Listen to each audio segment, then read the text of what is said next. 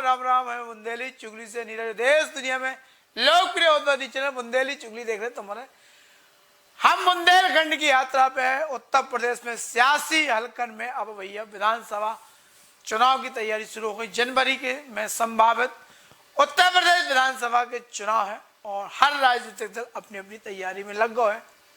बुंदेली चुगली सियासी मजाज समझने के लाने और चुनावी परिदृश्य कैसे हुई है जो समझने के लाने लगातार बुंदेलखंड के उत्तर प्रदेश के बुंदेलखंड क्षेत्र के दौरा पे है और क्या स्थिति हुई है, कैसे समीकरण का तैयारी है, कितना खो कितना पाओ, इन तमाम पहलुओं पे हम बातचीत कर रहे हैं लोगों से। एक कड़ी में झांसी जिला की बबीना विधानसभा के 2222 सीट नंबर है और उनके विधायक हैं राजीव सिंह पारीछा। राजीव सिंह पारीछा के निवासी है और बबीना के विधायक ऐसे विधायक हैं कि जिनने ठोस काम करके क्षेत्र में अच्छी लोकप्रियता भी हासिल करी है और मजबूती से पार्टी के और खुद के इनने उभारो है। उत्तर प्रदेश की सियासी मिजाज का है, उत्तर प्रदेश में का चुनावी तैयारी है, कैसी गणित है, कैसा माहौल है, कितना योगी मजबूत भाई, कितने कमजोर भाई, इन तमाम मुद्दों पे हमारी उनसे बातचीत भाई, लंबी बातचीत भाई। और जब उनने जो चीजें बताई उसे उनने एक प्रतिबद्धता भी जाहिर करी है कि इस बार उत्तर प्रदेश में कांग्रेस और बाकी दल को सफाया हो जाए और भाजपा पिछली बार से ज्यादा सीटें लेके आए। ई दावा के कितनी मजबूती मिले जो तो आने वाला समय बताया, लेकिन फिलहाल राजीव सिंह पारीछा का कह रहे सुन लो। राम राम, हमें बुंदेली चुगली से नीरज। उत्तर प्रदेश में भैया सियासत अब नए रंग रूप में फिर तैयार हो रही है, बिसात बिछ रही है राजनीतिक क्षेत्र में। चूंकि जनवरी में अब चुनाव है और चुनाव के पहले हर दल तैयारी कर रहा हूँ। एक दल 2022 बाईसाइकिल की बात कर रहा हूँ तो एक बार फिर से ब्राह्मण कार्ड खेलवे के लाने सोशल इंजीनियरिंग की तैयारी है। कांग्रेस ने पत्ता खोले नहीं है, लेकिन भाजपा पिछले 5 साल से हमें लगा तैयारी में है। राम मंदिर जैसे मुद्दा निकले हैं, गुंडा राज समाप्त हो यूपी में, तमाम चीजें हैं। अब नई चुनौती हो सकत विपक्षी दल मिलकर भाजपा के सामने खड़ी करें, जातिवादी कार्ड भी खेले हैं, तमाम चीजें हैं। लेकिन भाजपा के एक एक सिपाही जो विधायक के रूप में विधानसभा में नेतृत्व कर रहे पार्टी को और अपने क्षेत्र में काम कर रहे हैं, वही कड़ी में हमारे संग बबीना 222 विधानसभा क्षेत्र के विधायक राजीव सिंह जी हैं। आज अब जब हम उनके पास आए एक अहम मुद्दा के लेके, देशर पटेल जी के लेके, तो उनके पहले एक बैठक चल रही थी पे और वो बैठक में कार्यकर्ता के जी उत्साह के संगे उनने जोड़ो और जो उत्साह के संगे कार्यकर्ता सुनत रहे फिर निकले, तो हमें लगो एक शक्ति काम कर रही है भाजपा के रूप में। कार्यकर्ता के उनमें हमें बातचीत भी करी कि तैयारी कैसी, तो बताओ कि जो नियमित तो रूटीन को कार्यक्रम में कोई अलग नहीं है। इस बार चुनौती तमाम लेके आ रहे हैं, अलग अलग कार्ड खेले जा रहे हैं, अलग अफवाहें भी हो रही। कई बात ऐसी होती है कि उत्तर प्रदेश में ब्राह्मण जाति के लोगों के योगी सरकार ने मार के अलग कर दो और ठाकुरों को जो करो, अलग टाइप की चीजें। इस बार के चुनाव में आपके क्या लगा, विकास मुद्दा रहे हैं या जो छोटे छोटे चुनौतीपूर्ण जो अलग अलग जो अफवाहें हैं, महंगाई के लेके जो मोदी या योगी के लेके जो बात होते हैं, ये मुद्दा रहे? आप स्वयं कह रहे हैं कि ये सब अफवाहें हैं, सारे झूठ है, फरेब है, षड्यंत्र है। तो षड्यंत्रों पे सत्ताएं नहीं बनती बिगड़ती, फरेबों पे राजनीति नहीं होती। विपक्ष के पास कोई मुद्दा नहीं है मोदी और योगी के खिलाफ। ये तो हर बार करते हैं, जाति का कार्ड खेलते हैं। कुछ पार्टियां केवल जाति और परिवार पर ही आधारित है, लेकिन जाति और परिवार की वो सामर्थ्य नहीं होती सत्ता बनाने और बिगाड़ने की। ये सामर्थ्य तो जनता के पास है और जनता के दिलों में मोदी और योगी राज करते हैं, तो इनकी सामर्थ्य नहीं है। अब चुनाव आया है तो मजबूरी में उन्हें तैयारी करनी है। समर्थन जनता का उनके पास नहीं है। जनता आज भी उनको उसी नज़र से देखती है जिस नज़र से 2014 में जनता ने उनके ऊपर प्रहार किया था। प्रहार 2014 में समाजवादी पार्टी पे किया, फिर उसके बाद 2017 में और प्रबल प्रहार किया, बेदखल कर दिया सत्ता से। उत्तर प्रदेश की सत्ता से। 2019 में उन्होंने अपनी शक्ति का एक तरीके से दुगनी करने की कोशिश की। एक ऐसा गठबंधन किया जो राजनीतिक पंडित कहते थे कि हिंदुस्तान का सबसे बड़ा राजनीतिक गठबंधन है, लेकिन बेमेल है, ये हो नहीं सकता। दो ध्रुव मिले थे, दो विपरीत ध्रुव मिल गए थे, जो एक दूसरे के खून के प्यासे थे। वो भी सत्ता के लालच में एक दूसरे के हाथ में एक दूसरे के गले में गलवैयां कर रहे थे, लेकिन वो झूठ था। जनता ने उसको स्वीकार नहीं किया और प्रचंड बहुमत के साथ में और अधिक बहुमत के साथ में भारतीय जनता पार्टी की सरकार मोदी जी के नेतृत्व में दिल्ली में बनाई। देश फिर दोबारा से मोदी पे भरोसा किया। इस बार भी दूर दूर तक कोई नहीं है। आप मीडिया क्षेत्र से जुड़े हुए हो, आप पत्रकार भी हैं, आप समीक्षक भी हैं, आप पर्यवेक्षक भी हैं, आप जानकार हैं, आप जनता की नब्ज को पकड़ना जानते हैं, उनके मिजाज को पढ़ना जानते हैं। आप स्वयं कह रहे हैं, और आप तो हमारे पड़ोसी राज्य के और पड़ोसी जनपद के हैं, तो जहाँ चंदन का पेड़ होता है तो आसपास के पेड़ चंदन हो जाते हैं। ये बुंदेलखंड की और उत्तर प्रदेश की खुशबू तो आपके यहाँ तक जा ही रही होगी, योगी जी के कामों की खुशबू आप तक पहुँच ही रही होगी। लोग ईर्ष्या करते हैं कि योगी जैसा मुख्यमंत्री जी हमको क्यों नहीं मिला। आज योगी जी सशक्त मुख्यमंत्रियों में से एक मुख्यमंत्री है। कोरोना में क्या प्रबंधन किया था, ऑस्ट्रेलिया नतमस्तक हो गया, अमेरिका कोलैप्स कर गया, इटली जैसा जो विश्व का सबसे बड़ा हेल्थ स्ट्रक्चर है, दुनिया उसकी तारीफ करती थी, वो ढह गया, अपने घुटनों के बल आ गया। लोग कहते थे कि हाहाकार मच जाएगी यूपी में, तो हिंदुस्तान में हाहाकार मच जाएगी। नुकसान हुआ, ऐसा नहीं कि नुकसान नहीं हुआ, लेकिन खरोंच जैसी हुई। जो भूकंप आ रहा था, जो सुनामी आ रही थी, जिसकी लोग संभावना व्यक्त कर रहे थे, वो सुनामी भी हमारा कुछ बिगाड़ नहीं पाई। जिसमें दुनिया हिल गई, उसमें योगी डटे रहे, पूरे 24 करोड़ को बचा ले गए। कम संसाधन के बाद, कम शक्ति, कम डॉक्टर्स, कुछ नहीं था, सब चीजें तैयार करी 3 महीने के अंदर। आज उत्तर प्रदेश सबसे बड़े हेल्थ स्ट्रक्चर के रूप में खड़ा हुआ, संसाधन के रूप में योगी की और उत्तर प्रदेश की मिसाल दी जाती है। आज वैक्सीनेशन के मामले में आप कर लीजिए, दुनिया में सबसे तीव्र गति से अगर वैक्सीनेशन कहीं हो रहा है, अपनी जनता को बचाने का काम कहीं हो रहा है, तो वो आज हिंदुस्तान में हो रहा है। और हिंदुस्तान के किसी राज्य में हो रहा है तो हमें गर्व है, वो उत्तर प्रदेश में हो रहा है। लोगों को वैक्सीन का उनकी वो डेट नहीं मिल रही, उनका स्लॉट नहीं आ रहा है।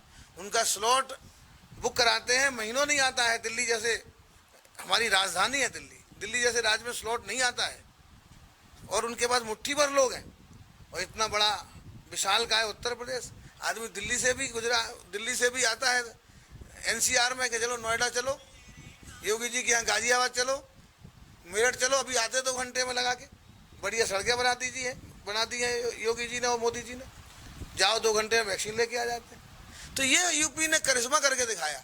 जिस यूपी में लोग आने से परहेज करते थे, व्यापारी उद्योगपति यूपी से गुजरना तक पसंद नहीं करते थे, आज यूपी में आके अपनी बड़ी बड़ी इंडस्ट्री लगा रही है। 3.5 लाख करोड़ से ऊपर का इन्वेस्टमेंट आ गया है, इंडस्ट्री खुल गई है, लोगों को रोजगार मिलने की शुरुआत हो गई है। तो ये जो चुनाव किस पर लड़ेंगे, अपने 5 साल के 2012 से 17 के कार्यकाल में चुनाव लड़ेंगे, जिस पर जनता ने उन्हें बेदखल कर दिया था। ब्राह्मण कार्ड तो बहुत खेले हैं, अब कार्डों से खेल नहीं होना है। कार्डों से सरकार नहीं बनती है, काम से सरकार बनती है। योगी जी ने जो काम किया है, उस काम के दम पे सरकार बननी नहीं है। ये तो रिन्यूअल है केवल 5 साल का, जैसे लाइसेंस का रिन्यूअल होता है ना, वैसे ही रिन्यूअल है। ये सरकार चुनाव ना हो तो इस बार केवल भूमिका है, वो है चुनावी कार्यक्रम है, केवल कार्यक्रम है। बाकी लोगों के लिए आनंद है, लेकिन योगी को तो 1 सेकंड नहीं लगता कि कोई चुनाव है। 2022 में रिन्यूअल है, जनता की केवल मोहर लगा के उनके दस्तखत लेके आगे फिर 5 साल सेवा करेंगे, स्पष्ट बहुमत के साथ में और मजबूत बहुमत के साथ में। और हमको उम्मीद है कि 300 प्लस जो हमारे पास था, उससे अधिक इस बार बहुमत आएगा। वोट परसेंटेज तो डेफिनेटली इस बार बढ़ने वाला है। योगी जी के प्रति अगाध श्रद्धा है जनता में, और कोई जातिवाद नहीं, कोई भाषावाद नहीं, कोई क्षेत्रवाद नहीं।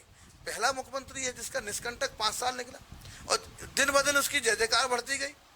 कोई मुख्यमंत्री हो ऐसा बताए पिछले 30-40 साल के इतिहास में जिसकी मुख्यमंत्री बनने के बाद उत्तर प्रदेश में एक मात्र मुख्यमंत्री है जिनकी लोकप्रियता बढ़ी है। कल्याण सिंह बाबूजी की बढ़ी थी लोकप्रियता बनने के बाद। उनके पास वो करिश्मा था कि आदमी प्रधानी की कुर्सी को ठोकर नहीं मारता। उन्होंने तो सीधे यूपी की इतनी बड़ी गद्दी को ठोकर मार दी थी कल्याण सिंह बाबूजी ने। ऐसे महापुरुष भारतीय जनता पार्टी के बढ़ाने वाले लोग रहे हैं। तो आज उनके चेहरे पे हम आज आगे जाने वाले हैं। ये इतना बड़ा मार्गदर्शक मंडल हमारे पास है और पूरे देश में जो काम करने का स्वभाव है और विकट परिस्थितियों में भाजपा की सरकारें जो काम करती हैं, ये उदाहरण है। आपदा में अवसर कोई खोजता है, ये भाजपा के लोग खोजते हैं आपदा में अवसर। जब कोरोना आया तो हमारे पास मास्क नहीं होते थे, सैनिटाइजर तो बड़े बड़े 5 स्टार होटलों में देखने को मिलते थे, लेकिन आज अफराद हमारे पास एकदम स्टॉक है। दुनिया को हम निर्यात कर रहे हैं। वैक्सीन इतिहास है कि दुनिया में 10 साल 15 साल के पहले कोई वैक्सीन का ट्रायल नहीं हो पाया, कोई देश नहीं कर पाया। और जो विकसित देशों ने अगर 8 महीने में किया तो हमने भी 8.5 महीने में करके दिखा दिया। ये हिंदुस्तान का पिछले 6 साल का हिंदुस्तान है, योगी जी का हिंदुस्तान और मोदी जी का हिंदुस्तान है। ये भारतीय जनता पार्टी की तपस्या से खड़ा हुआ हिंदुस्तान है। यहाँ लाखों लाख लोग तपस्या करते हैं भाजपा में। ये लोग केवल सरकार बनाते हैं लूटने के लिए। और जनता उत्तर प्रदेश की जान चुकी है कि समाजवादी पार्टी आके करेगी क्या, चूंकि भुगत चुकी है, इनके कारनामों को जानती है। और समाजवादी पार्टी की जो पहले दुर्गति हुई है 3 चुनाव में, वो भी चौथे चुनाव में होने वाली है। इसमें 2022 में वो बाइसिकल कह रहे हैं, 2022 में बाइसिकल नहीं, 2022 में बंटाढार होना है उनका। अखिलेश यादव 5 साल तक यही चल यात्रा है कि जो हमने काम शुरू करे थे और योगी सरकार केवल फीता काट काट के उनने अपना कार्यकाल पूरा कर रहा। कितनी सच्चाई है? मैं आपके ही प्रश्न से अपना जवाब देता हूं। ये बताइए, ये क्या 5 साल केवल शिलान्यास मुख्यमंत्री रहे क्या? इतना कमजोर मुख्यमंत्री जो स्वयं कहता है कि हमने कोई काम ही नहीं किया 5 साल, केवल हम तो पत्थर लगाते रहे, जनता को मूर्ख बनाते रहे। हमारा मुख्यमंत्री कहता है कि हम ही शिलान्यास करेंगे, हम ही लोकार्पण करेंगे। ऐतिहासिक बुंदेलखंड एक्सप्रेस वे, आपको भी सुविधा हो जाएगी। आप वहाँ से निकलिए सीधे हमारे चरखारी महोबा होते हुए सीधे दिल्ली पहुँच जाएंगे। अब आपको झांसी नहीं आना पड़ेगा, ट्रेन से जाना होगा तो झांसी आना पड़ेगा। बाई रोड तो आप भी 5 घंटे में पहुँच जाएंगे। ये सौगात आपके पड़ोसी लोगों को भी, जब अच्छा काम होता है, पड़ोसी अच्छा काम करता है तो पड़ोसियों को भी आनंद होता है। और जब योगी जी की सरकार के पहले की जो अखिलेश की सरकार रही थी, अखिलेश जी की सरकार में आप लोगों को भी सावधान अपने दरवाजे टाइट करके सोना पड़ता होगा, कहीं यूपी के लोग यहाँ भी ना आ जाएं। तो ये जो 5 साल में हम लोगों ने काम किया, योगी जी ने जो काम किया बुंदेलखंड एक्सप्रेस में, दुनिया में जो कीर्तिमान बना है तेजी से काम करने का, वो रिकॉर्ड हम लोग बना रहे हैं। हमने ही उसका पत्थर लगाया, हमने ही उसका शिलान्यास किया, हमने ही भूमि पूजन किया। और हमारी सरकार, पहली जो सरकार है योगी पार्ट 1, यही उसका लोकार्पण भी करेगी। हम दूसरों पे भरोसा ही नहीं करते, इसलिए जनता हमको बार बार चुनती है। ये एक्सीडेंटल गवर्नमेंट बनाते हैं और हम लोग जनता के विश्वास से लगातार गवर्नमेंट बनाते हैं। आप बुंदेलखंड के विधायक हो, बुंदेलखंड विकास प्राधिकरण भी है। एक योजना आई थी केन बेत पर लिंक परियोजना, चूंकि बुंदेलखंड को किसान हमेशा सिंचाई साधन से अभावग्रस्त रहे हैं। और एक सपना देखो तो अटल बिहारी वाजपेयी, चूंकि आज उनको पुण्यतिथि भी है, संयोग है, तो सवाल बनत भी है। पहले बहाने रहते कि केंद्र में सरकार नहीं है, फिर यूपी में सरकार नहीं है, एमपी में नहीं है, केंद्र में है, यूपी में, एमपी में है, फिर कहाँ रोड़ा अटक रहो कि जब योजना बीच में अटकी पड़ी है। जबकि बहुत बहुप्रतीक्षित योजना थी, बहुआयामी थी। बुंदेलखंड के विकास को एक सपनों भी देखो गौती के लेके। बुंदेलखंड की समृद्धि, उसके विकास से जुड़ी कोई भी योजना माननीय मोदी जी, माननीय योगी जी के पास जाती है तो मैं दावे से कह सकता हूँ, इस चीज़ को दावे से लोग कहते हैं कि इतने अविलंब कोई योजना स्वीकृत नहीं होती है। ये योजना तो अब आप कहोगे पॉलिटिकल, हम लोग दूसरों पे आरोप लगा रहे हैं। ये तो योजना आज से 10 साल पहले प्रारंभ हो जानी चाहिए थी, उस पर कोई काम ही नहीं किया। अटल बिहारी वाजपेयी जी ने जितने कागज चला दिए थे उनकी गवर्नमेंट में, उतने पे ही उन्होंने विराम लगा दिया। मनमोहन सिंह जी आ गए थे, 10 साल तक वो कुंडली मारे बैठे रहे और उसको इतना गोड़ गए, एनजीटी में, कहीं फलाने में, अभ्यारण्य में, वन संरक्षण में, कंजर्वेशन, इतना गोड़ गए वो कि उसके जो उन्होंने उसकी लुगदी बना दी थी उसको दोबारा से कागज बनाने में हमको 7 साल लग गए। अब वो धरातल पे आ गई है। बुंदेलखंड की लाइफलाइन है वो। ये हमारे लिए एक वरदान साबित होने वाली है। और ये जिस वरदान को, जो लाइफलाइन को इन कांग्रेसियों ने, चाहे समाजवादी पार्टी के लोगों ने, इन सब लोगों ने जो धोखा दिया, जो हमारे साथ विश्वासघात किया, उसका ही तो ये खामियाजा भुगत रहे हैं। हमने ही उसकी शुरुआत करी थी, हमने ही अध्ययन कराया था, हमने उसकी फिजिबिलिटी देखी थी, चेक कराई थी, हमने ही सारे तैयारी कराई। हम ही उसका भूमि पूजन बहुत जल्दी हमारे मोदी जी के कर कमलों के द्वारा होगा।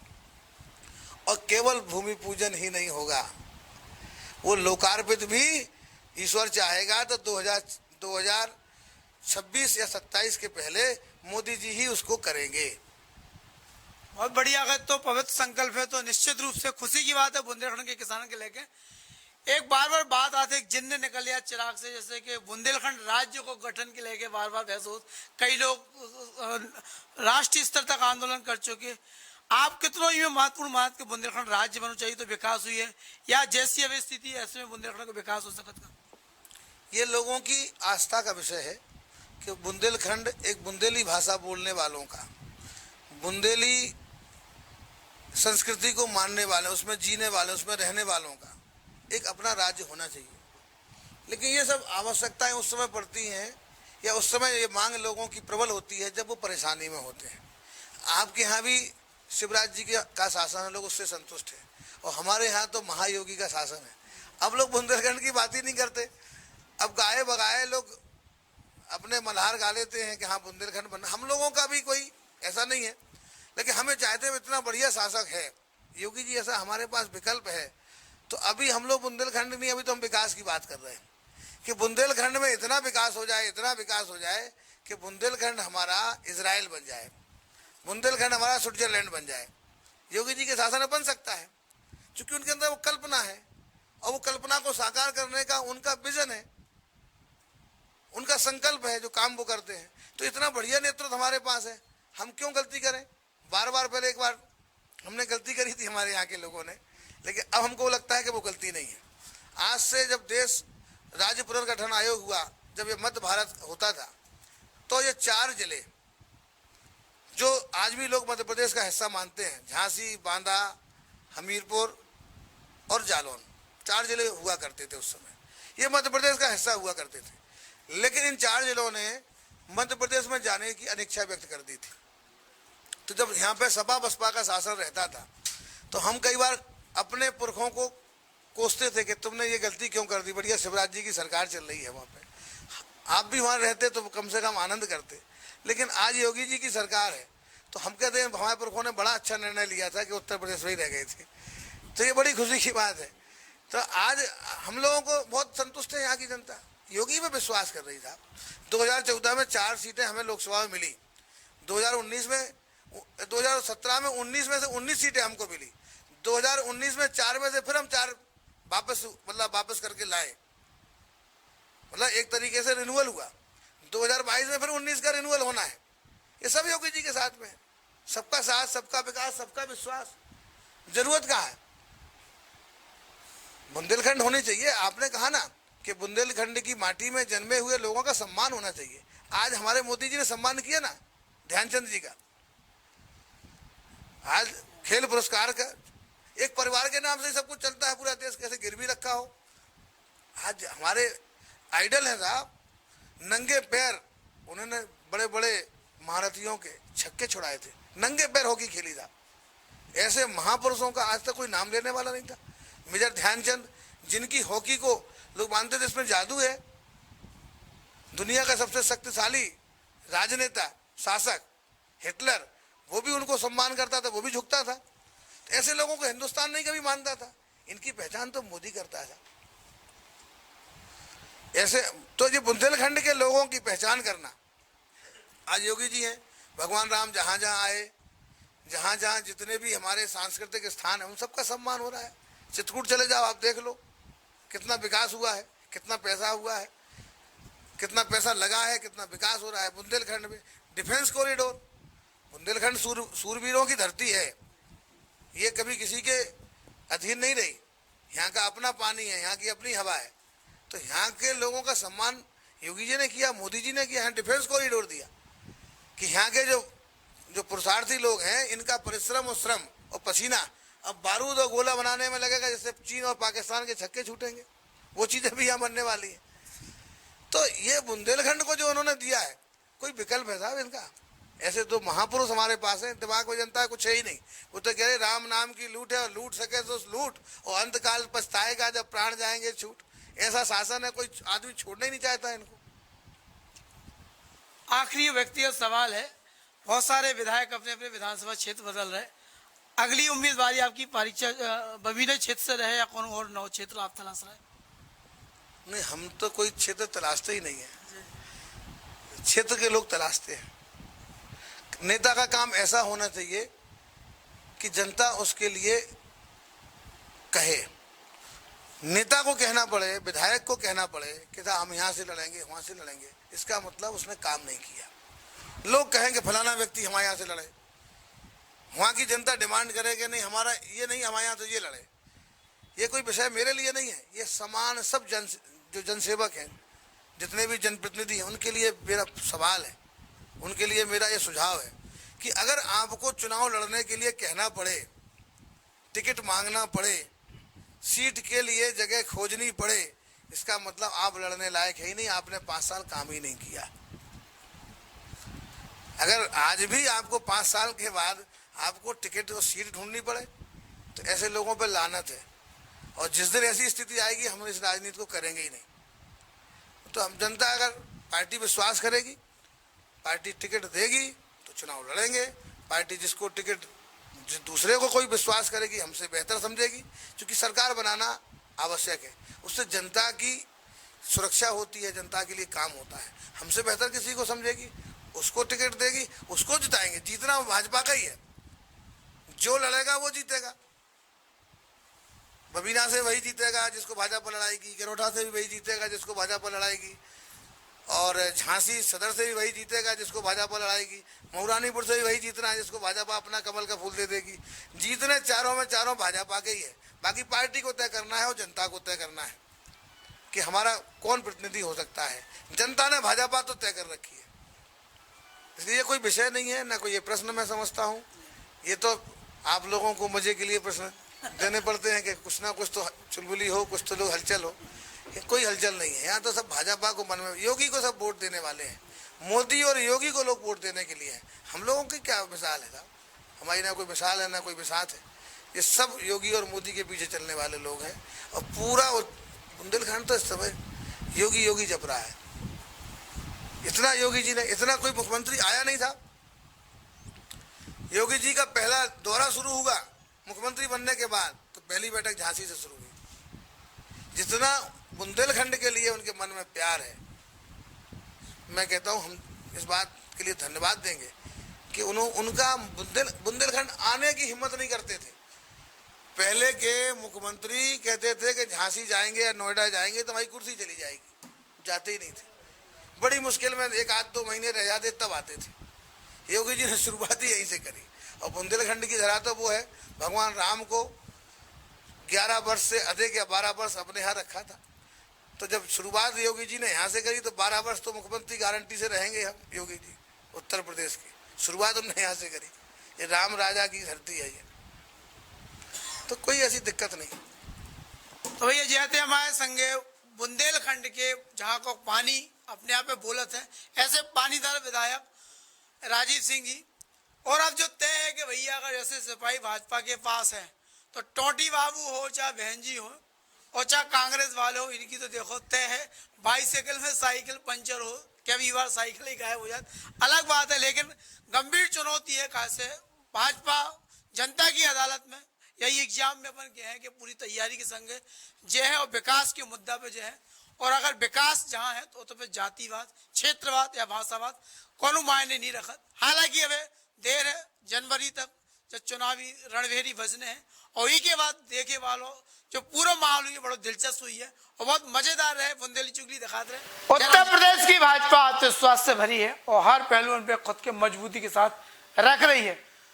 इनकी ट्रेनिंग मजबूत है या इनके काम मजबूत है, आवे वाला समय बताए। लेकिन फिलहाल विपक्षी के लाने सिरदर्द बढ़ावे वाले तेवर है भाजपा और इनके नेतन के। अब हम ले रहे विदा, खबरों में बने रहे। जयराम जी की। अब छतरपुर शहर के नन्हे मुन्ने बच्चों को मिल गया है अपनी पसंद का स्कूल। नगर के प्रतिष्ठित महाराजा ग्रुप एवं समाज सेवी अरविंद गोस्वामी की नई प्रस्तुति Maharaja public school play group. Class play, nursery, KG1, KG2 में प्रवेश की सुविधा। हमारी सुविधाएं जो सिर्फ बच्चों के मम्मी पापा को ही नहीं बल्कि बच्चों को भी अपना बना लेंगे। आधुनिक कक्षाएं, कैमरा युक्त विद्यालय, फ्री इंटरनेट सुविधा, बच्चों के लिए पार्क, GPS सहित वाहन सुविधा, बच्चों को मनोरंजन हेतु खिलौने। एकदम नई और भव्य इमारत, हवादार कक्षाएं, सुंदर साज सज्जा के साथ बच्चों के लिए एक किड्स जोन भी। इतना ही नहीं, बच्चों को मदर टीचिंग का अनुभव देने वाले कुशल शिक्षक और शिक्षिकाएं। तो देर किस बात की, अपने बच्चे के लिए इस वर्ष चुनिए एक भरोसेमंद और सुरक्षित Maharaja public school play group, nursery, KG1 और KG2 में प्रवेश प्रारंभ। हमारा पता है महाराजा गार्डन के पास, Narayanpura road, bus stand, Chhatarpur.